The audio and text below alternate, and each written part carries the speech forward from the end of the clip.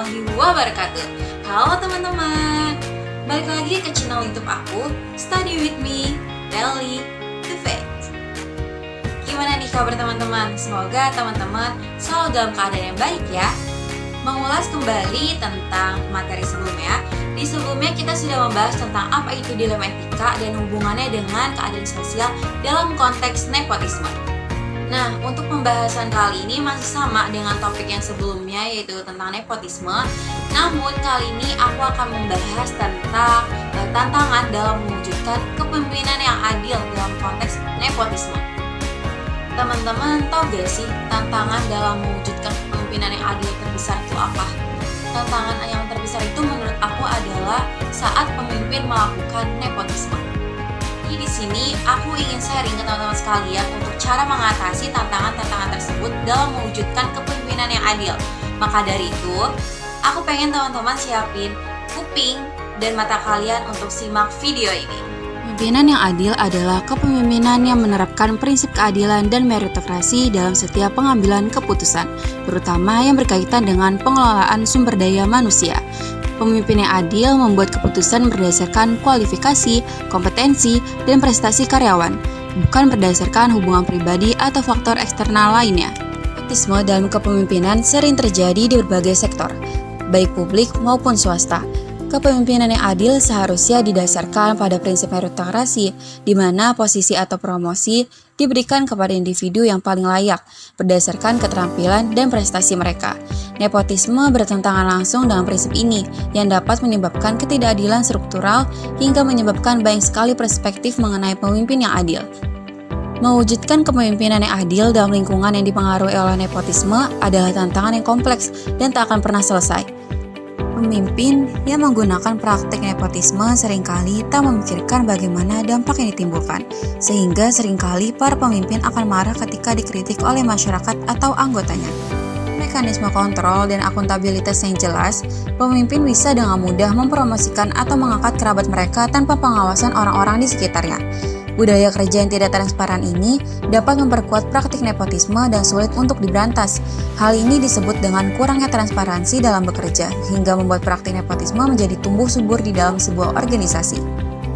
Banyak organisasi, terutama di sektor publik, tidak memiliki sistem meritokrasi yang kuat. Hal ini memungkinkan nepotisme berkembang karena tidak ada aturan atau pedoman yang jelas terkait dengan promosi atau pengangkatan jabatan. Tanpa adanya sistem merit yang ketat, keputusan-keputusan penting seringkali diambil berdasarkan hubungan pribadi daripada kompetensi.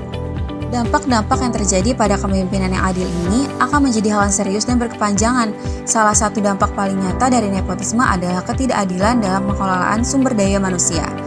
Ketika anggota keluarga atau kerabat dekat diberikan keistimewaan yang tidak pantas atau tidak layak, maka karyawan yang lebih kompeten dan berpengalaman dapat merasa tersingkir. Hal ini dapat merusak prinsip meritokrasi yang seharusnya menjadi dasar dalam setiap keputusan promosi atau pemberian tanggung jawab.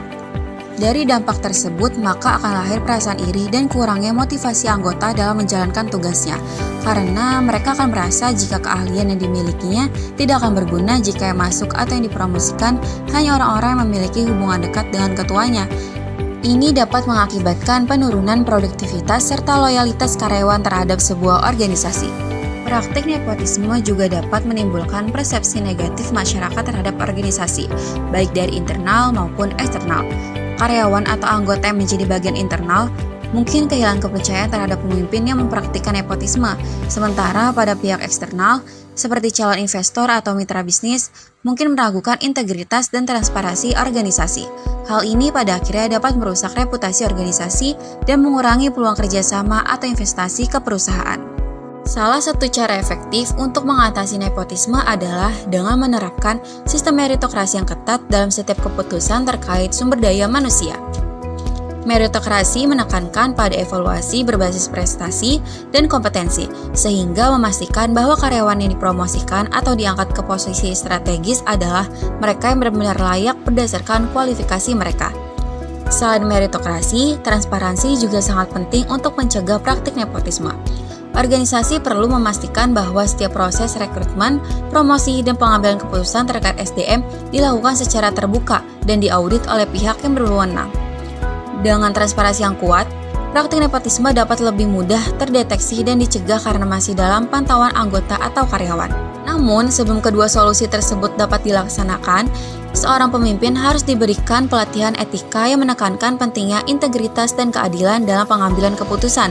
Pendidikan etika ini bertujuan untuk membantu pemimpin menyadari dampak buruk dari nepotisme dan memberikan mereka alat untuk membuat keputusan yang adil dan objektif. Sehingga jika seorang pemimpin memiliki sikap integritas dan keadilan, maka pemimpin akan bisa mengatur perusahaan atau organisasi dengan sehat dan benar. Selain itu, ketiga solusi tadi harus dikombinasikan dengan karyawan yang perlu diberikan saluran yang aman dan anonim untuk melaporkan praktik nepotisme di dalam organisasi. Dengan adanya mekanisme pengaduan efektif, karyawan dapat melaporkan ketidakadilan tanpa takut akan pembalasan, dan organisasi dapat menangani praktik tersebut sebelum merusak struktur dan reputasi perusahaan. Nah, itu dia penjelasan untuk hari ini.